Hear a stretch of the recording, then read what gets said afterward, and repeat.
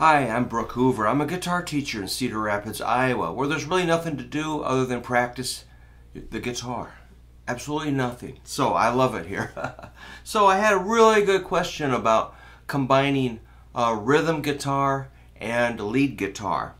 I love that question. I thought about it quite a bit, and I realized there's thousands of correct answers or possible solutions, but I'm going to try to handle a little bit of this. I'm going to pick the key of A minor, and let me just say I played in a power trio for like 20 years, and before that I did a whole bunch of being the only lead guitar player or the only guitar player in a band, where you have to kind of keep the chords alive yet inject the hot licks and then get back to the chords and maybe vocals. So it's really involving and keeps you really busy. So I've got a few ideas. Let's see if I can do this. I would almost start down in the first 3 frets. Let's use A minor for example. If you hit an A minor chord,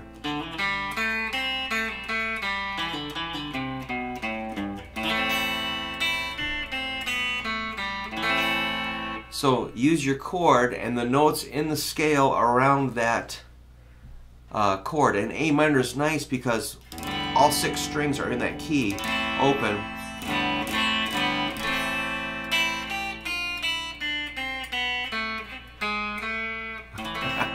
Did a harmonic minor.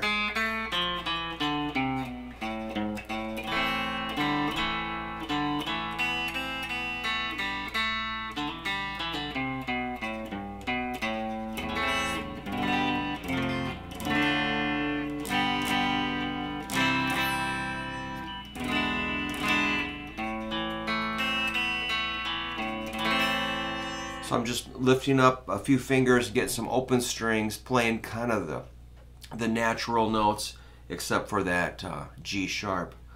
And of course we're going to want to use timing. I'll get into a little bit of that. The next thing I would do is maybe move up to the 5th fret, and we're going to kind of work off of this A minor bar chord, which of course is going to inspire us to do the minor pentatonic.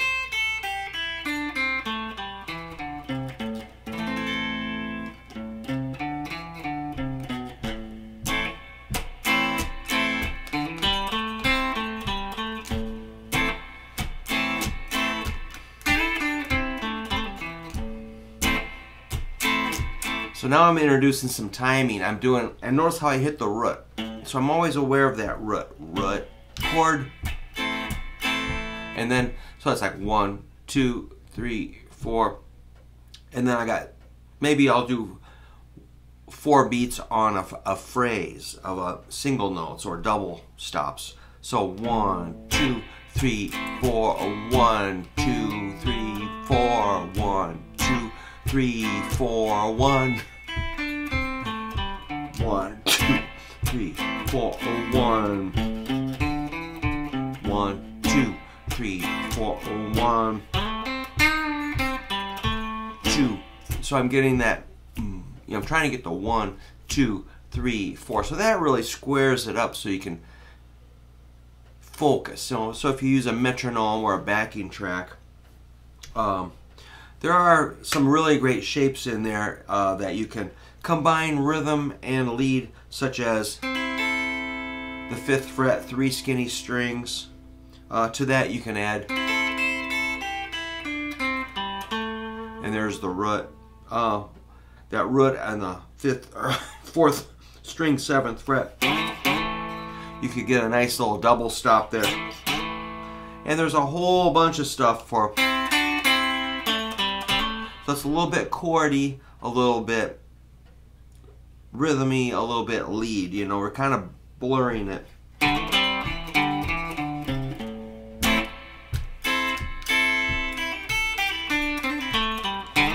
There's those 2 notes.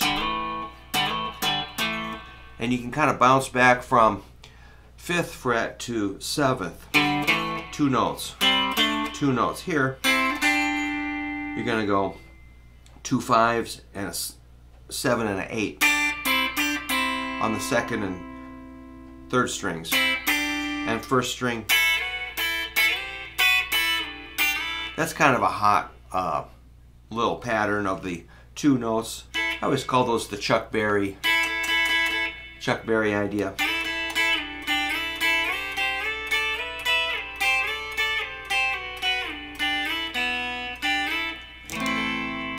And keeping that 1, 2, 3. So you got to really feel that beat, you know.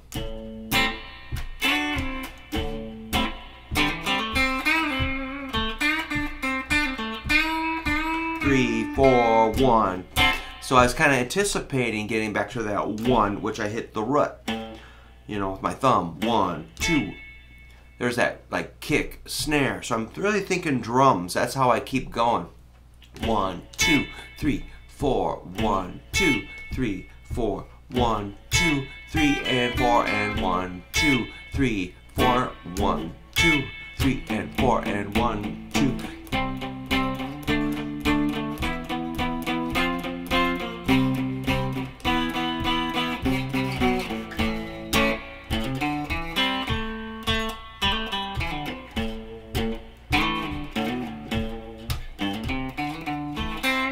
Alright, so kind of falling apart there. So you can combine that with the lower, you know.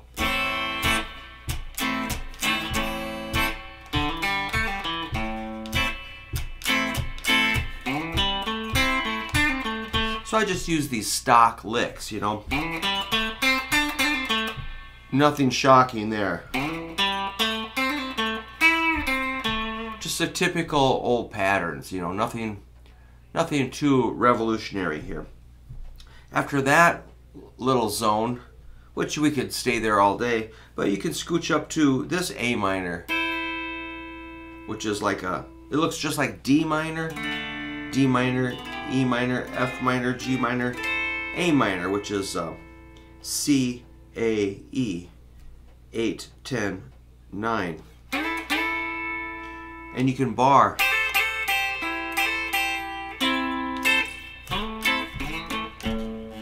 So I was, I bar the 8s so I can get a little double stop and then hammer on to the 10 on the second string.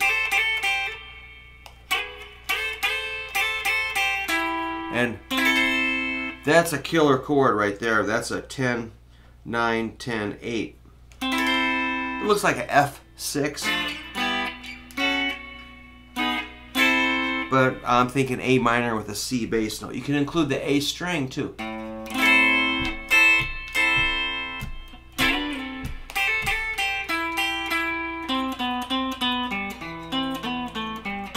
So I think a key thing is identifying those shapes, getting your, you know, find your groove and finding the 1, 2, 3, 4, 1, 2, 3, 4, 1, 2, 3, 4. 1, 2, 3, and 4. You know, just find those beats and accent what works with your groove.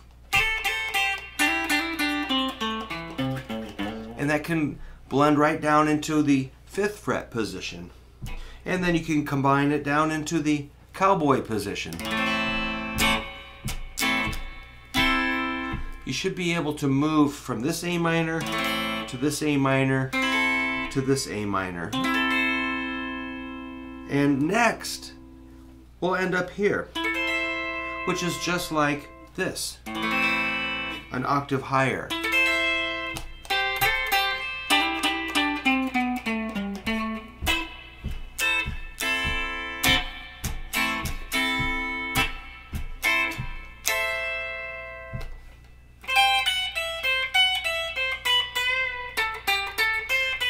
One, 2, 3, and 4, and 1, 2.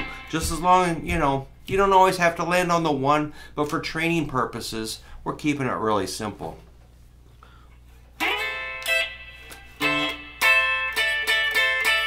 So just experiment with adding a note and you know, add a finger, take it away, or any note in a chord. These little miniature 3-note chords, a triad. like a double stop, triple stop. You can just take it up or down 1 fret. So say second string is the C, you know, take it up 2 frets. Or first string, that's an E to a G. So the chords and the single notes start to blend together. It's really neat.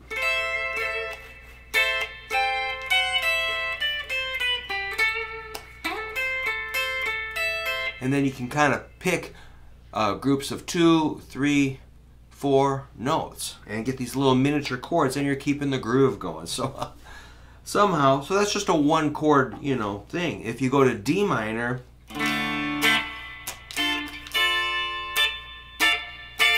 back to A minor. So that was the D minor chord up here and here, up there, back to A minor.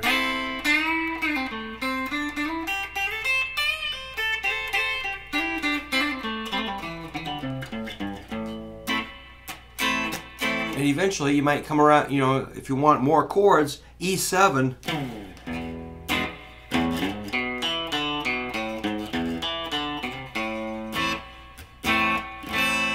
When it's on E7, remember that's major, so you might not want to hit a minor pentatonic. You want to hit a major.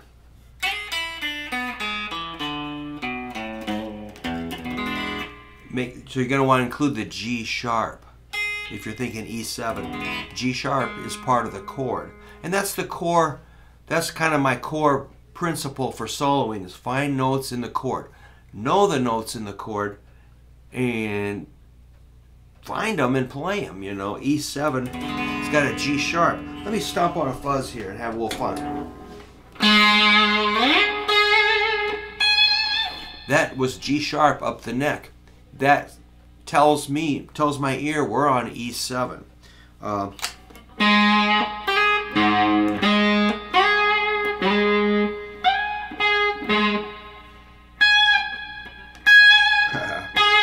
I know my G sharps, man. So either you know them or you don't. And I'm going to encourage you, if this is, you know, if this little explanation's getting away from you and you're kind of like, I don't get it. It's okay, man. We'll get you there. Go back and work on finding the patterns of notes up your neck. Do that. But also, take the time to go through the chords you're playing and determine what those notes are. And find those notes up the neck. So let's do it with A minor. A minor is A, C, E. Oops. Find those A, C, E's everywhere.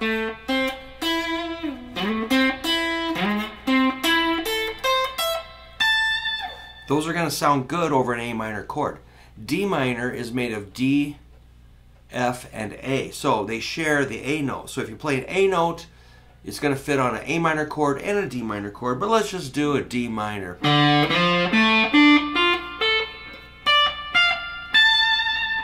Yeah, that was D, F, and A. When you get to E7, that's E, G sharp, B, and D.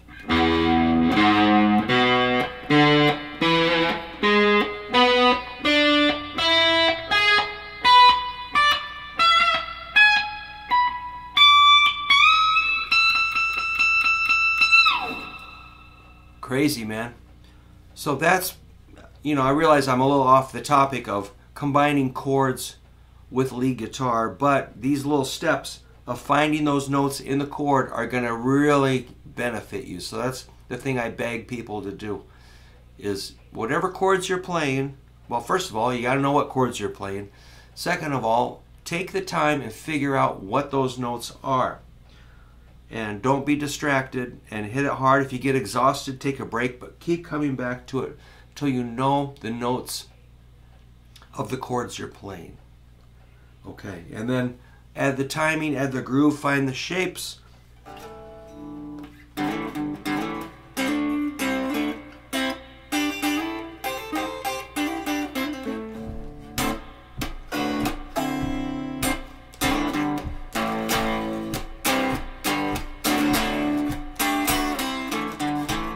And yeah, those little two notes.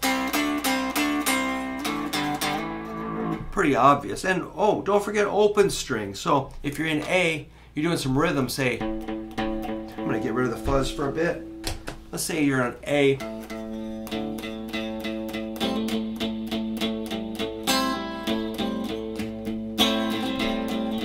Use that A string.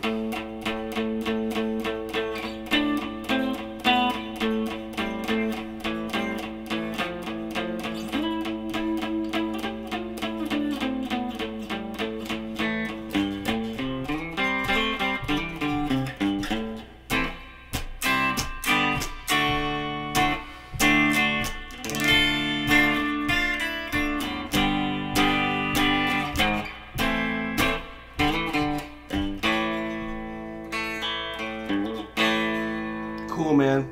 Well, I hope that was a little bit of fun. I love the question. That's kind of how I build my teaching practice, is like, what are your questions, you know, and let me think about it and try to answer the best I can. So that's cool, man. We can do more of this if you like it, and we can try other keys or other shapes or other approaches. But yeah, just work on your groove, work on your chords, and try to find a few little melody. You